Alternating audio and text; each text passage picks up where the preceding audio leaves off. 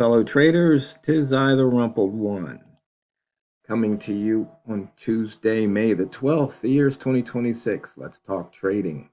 Be profitable. These videos are for educational purposes only. Your results may differ from mine. And one way to help you be profitable is by making sure you don't lose more than you're willing to lose on any one single trade. Because if you do that, then you've got that much more money to recover to get back to being profitable. So, that's the whole point of trading, is to be profitable. It might sound trite, might sound obvious, but what happens to a lot of traders, a lot of people who want to be a trader, is that they want to be right. It's almost like they have something to prove. And when it comes to trading, you got nothing to prove. Really, you don't. Um, I I laugh only because of all the nonsense that I've been involved in over the years in these trading forums. And most of what goes on out there is nonsense. Let's just be honest. It's usually a bunch of guys trying to see who's the best, and it's a distraction is what it is, because what you do in the forums got nothing to do with your portfolio and whether or not you're profitable. So for the most part, unless you're just reading the news, or if you're looking for a specific method or trying to learn something, you got a question, yeah, use the forum. But the rest of it, it's just noise. It's just a distraction. You shouldn't even be involved in it for the most part. Now, the other thing is that in order to be profitable, you have to stick with something. It's called practice. If you try a method and maybe you try it a couple of days and maybe it worked a couple of days, and all of a sudden one day it's like you take a loss. Well, you have to determine why you took that loss. Number one, maybe the market just didn't smile upon you that day or that trade. That's part of trading. Maybe you failed to execute properly. You were late, you were early. That's on you. Maybe you failed to take profit when profit was there, and now you're in drawdown. In fact, that happened to me this morning, and one of the reasons why I'm talking about it right now. I was up 4 pips. I didn't take it. Next thing I know, I'm down 12. I traded my way out of it, but that was one of those things. That was emotional damage that did not need to occur. Why didn't I take those 4 pips? You have to figure that out. And just remember, it's better to be profitable or be mad with the profit than mad with the loss. Was it greed? Was it FOMO? Well, see, right now price is screaming up, and I exited the trade that I was in right before I made the video, and looks like I should have just stayed in. I had the instinct to do that, but it's like, you know what? I have to follow certain rules because it could be going against me. So I got out so I can make the video. So once again, we look at maybe the market just didn't smile upon you and you took a loss, or maybe you broke a rule, or maybe your ego got in the way because you know better than the market. You got something to prove. And that's probably the biggest killer. You got to prove that this method that you've cobbled together is going to work. And it's kind of funny when you think about it. In a way, it almost seems futile. You've got, these big institutions out there with millions and billions of dollars, and all these, people who have these, degrees higher math, physics, computer science. That's who you're trading against. And so it's kind of like those are the whales, and maybe we can be those little fish that eat the bugs off the whales or whatever. Um, try and swim in their wake and maybe get a scrap or two that they missed.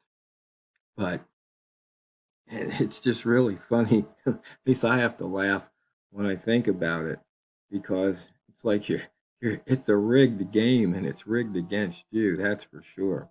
Well, anyway, let's take a look at a few charts because I got something I want to show you.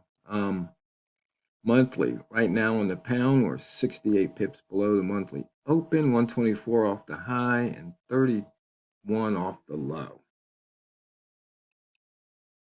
For the week, we filled the gap, and in fact, all the gaps have filled. Isn't that nice? 16 pips below that weekly open, 120 off the high, 31 off the low. For the day, notice we've broken out of the opening range of the week. We've broken out of the opening range for the month to the downside. We touched the high of the opening range for the year and bounced at 35.02.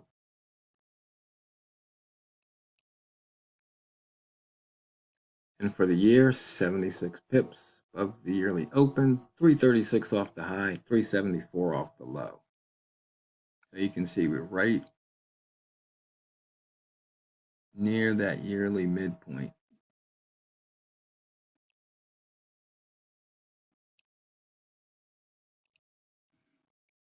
We had an inside bar 3 days ago. We broke below that.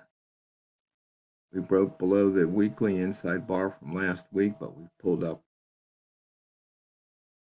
So we broke above the weekly yesterday, the high. We broke below it today. So we've got an outside bar this week.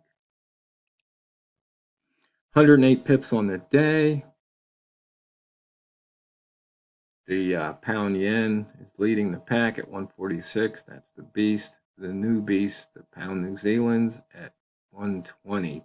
And dollar yen sitting right at 100. We broke through the sell zone here, crossed the weekly open, back above it, and then back down below. Like I said, I got into a couple of trades down here. Should have stayed in, but I was making the video. Being a flex indicator said long, price near the pivot long, did not pay out. So once again, sometimes it works, sometimes it doesn't. It works more often than not, but this is where you have to find out if you're going to let the rules of the trading method override your ego, if you're going to let your risk management override your ego, or is your ego going to let you, maybe take that long at the pivot and drop 100 pips? Because obviously, your stop loss should have probably been somewhere between 10 and 20 pips.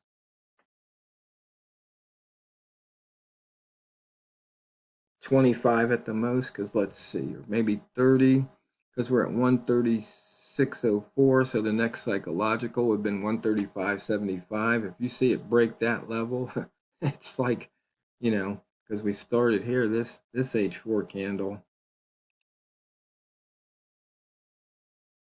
Let's see, come on. Why won't it show me? Had an open 84.8. So when it hit that 75, it was strong red. It looked like there's no upward movement. That's kind of a sorry Charlie. It broke the low of that H4 right there, previous. So, I mean, if you were long, you just have to say, nope, market's not working out right now. Not for me. Just have to get out of that trade and look for something else. We got near S2. We pushed up. You can see here the buyers pushed, the buyers pushed, buyers pushing. Sometimes things are obvious in hindsight, hairy hindsight, but right now this is a live candle. So what happened? It broke below that low, didn't break that low, started pushing up. You just have to read the market. Let's see. We took out the pivot, took out the weekly, heading towards the monthly. Right through that lower wick zone, still 80%. People looking for a profitable method, I'm telling you, wick zone is where it's at, or at least one of the places. ATR, you can see we've pushed it. We came out of that ATR zone. Simple price action. Candle color at the line, first line. Look at that. That could have been a 20 pip trade. Higher low off of a 3-ball. Good for 6 pips right at the moment. This is one of the screens I'm using now.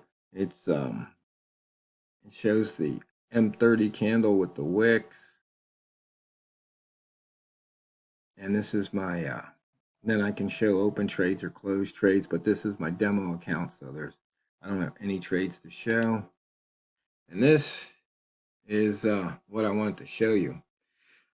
Some of my 2026 indicators, and that I might be releasing some of these.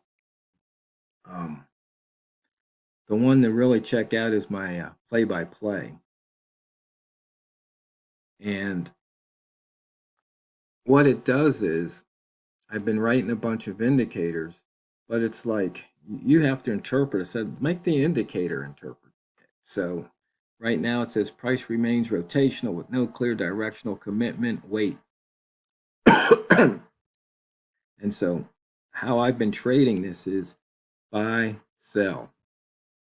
It's that simple. And sit on your hands till price gets in here, and then take the signal. Take every signal. And then here gets in, take every signal. So you take the blues to buy, the magentas to sell. I've got my lines indicator right here. It can show the weekly or not, the monthly. We're not anywhere near those levels.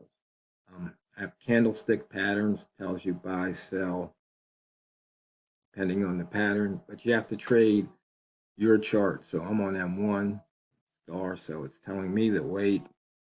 I look here, I've got, I call it the safe map, and it's telling me position. So it usually likes to come back to the 50. It just does.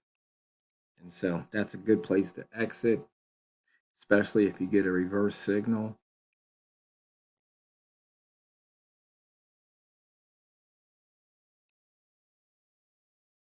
And so I've got this, it's running on a 1-minute chart. So we've got a bearish liquidity imbalance at 35.27. It's weak, bearish, but it's weak.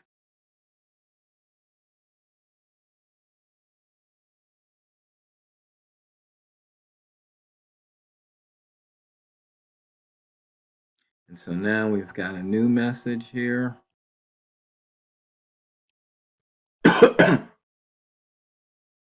And so what this does is, or what it's doing for me, I have a tendency to inflect. This is taking it away because it's telling me which way I should trade or whether or not I should wait.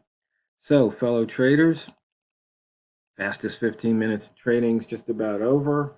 So, be profitable, because it's not what you trade, it's how you trade it. So go out there and drain the banks. This is the Rumpled One, over and out.